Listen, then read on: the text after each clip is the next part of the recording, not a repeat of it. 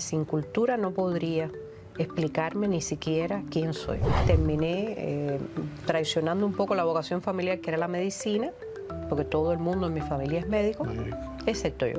Yo creo que despojados de lo que nos identifica y define, somos como parias por el mundo. La cultura tiene muchas señas de identidad. Hay personas que tienen mucho de material, pero sin embargo exhiben una pobreza espiritual y cultural muy grande. Yo creo que la nación cubana, cuando tú se lo vas a explicar a cualquiera que, por ejemplo, nos visita, o cuando se le explicas a alguien que no la conoce, es muy difícil que no empieces a explicarla por la cultura que nos identifique y que nos represente en el mundo. Esto no es un podcast. Es una invitación a pensar en cómo somos. A Contracorriente, un espacio para mirar la cultura desde todas las aristas. Continuamos en el podcast A Contracorriente y continuamos con Magda Recic Aguirre. Hemos visto aquí en 2 capítulos anteriores el tema de Eusebio, la vida de Eusebio, la impronta de Eusebio, las querencias de Eusebio, la memoria de Eusebio, el que se preocupó tanto por la memoria. Pero ahora vamos a hablar un poco de Magda en sí misma. Magda, ¿cómo tú te formaste? ¿Cómo llegaste a la cultura? Bueno, yo me formé en la cultura en el Instituto Superior de Arte. Pero antes, ¿cómo era la casa, la familia? Un padre que leía mucho, que escuchaba mucha música y una madre que me estimulaba mucho a ver buen cine, a leer. Me daba mucho tiempo para leer. Y recuerdo que me liberaba hasta de los quehaceres de la casa si yo tenía deseo de seguir leyendo. Y entonces la lectura, la música, el teatro, en fin, terminé traicionando un poco la vocación familiar, que era la medicina, porque todo el mundo en mi familia es médico, excepto yo. Y en un momento determinado me presenté en el Instituto Superior de Arte y definitivamente esa era mi vocación hasta el día de hoy. ¿Y qué es la cultura para ti?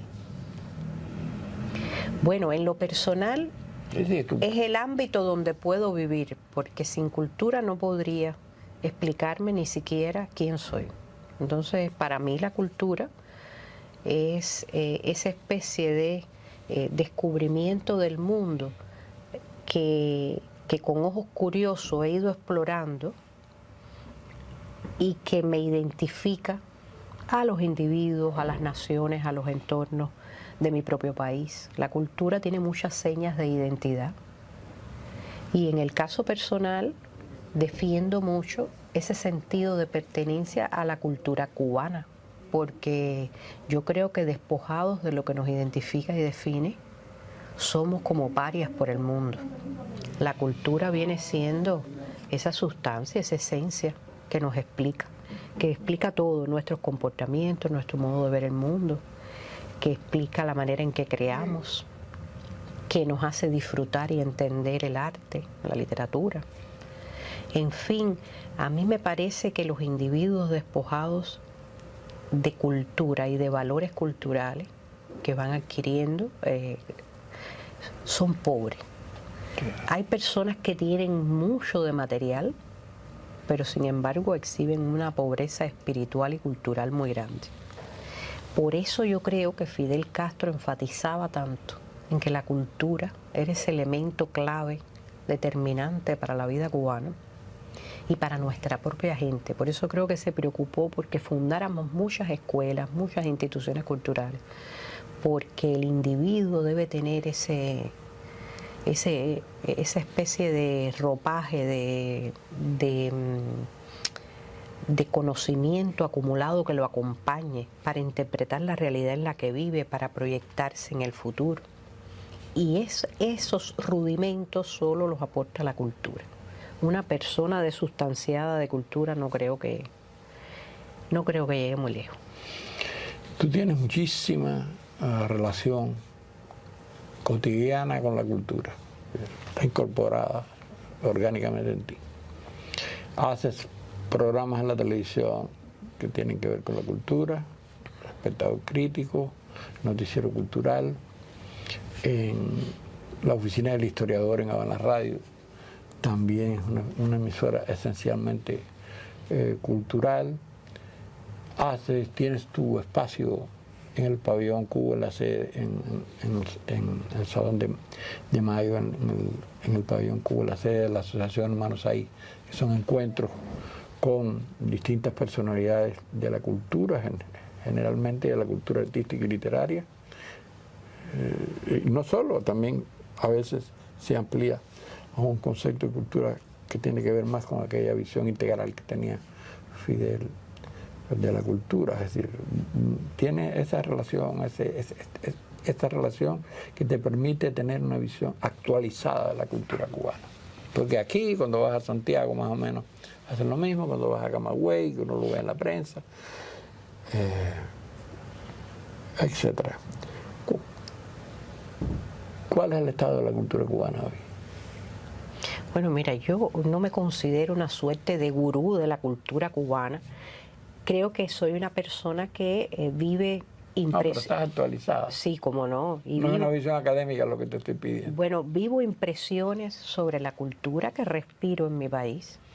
Y yo creo que una de las grandes distinciones para bien de Cuba que tiene esta tierra que pisamos es que hay una diversidad cultural y prolifera tanto la cultura y crece en nuestros entornos con tanta fuerza que yo creo que la nación cubana, cuando tú se lo vas a explicar a cualquiera que, por ejemplo, nos visita o cuando se le explicas a alguien que no la conoce, es muy difícil que no empieces a explicarla por la cultura que nos identifique y que nos representa en el mundo.